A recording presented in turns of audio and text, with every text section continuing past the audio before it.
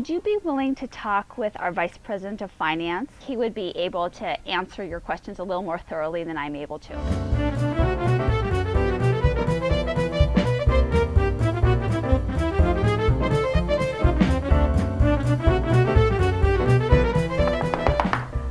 Sorry to bother you, Ron, but I've got kind of an emergency.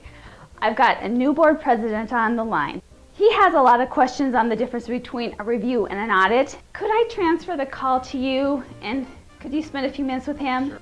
Yes, I'm Ron Brunk. I'm Vice President of Finance, and I can explain a little bit to you about what the difference is.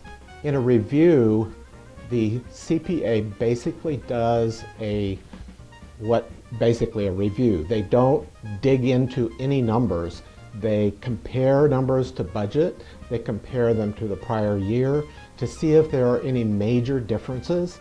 And then if there are major differences, they ask questions about that. Minnesota has a statute, a law, called the Minnesota Common Interest Ownership Act.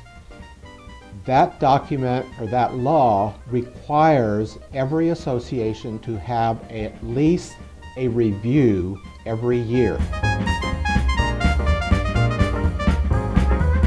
In an audit, on the other hand, the CPA does more digging into the numbers.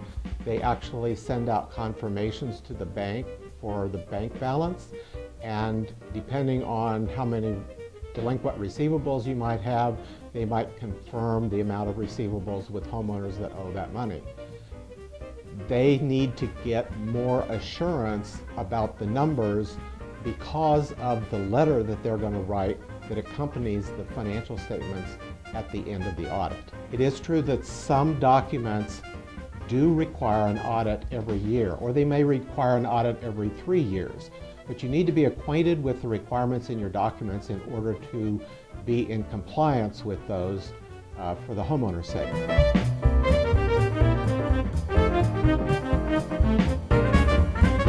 I just want to let you know that I would be happy to talk to you or to any board member or even to any homeowner anytime that they have any questions about audits or reviews or even about financial statements that you don't understand.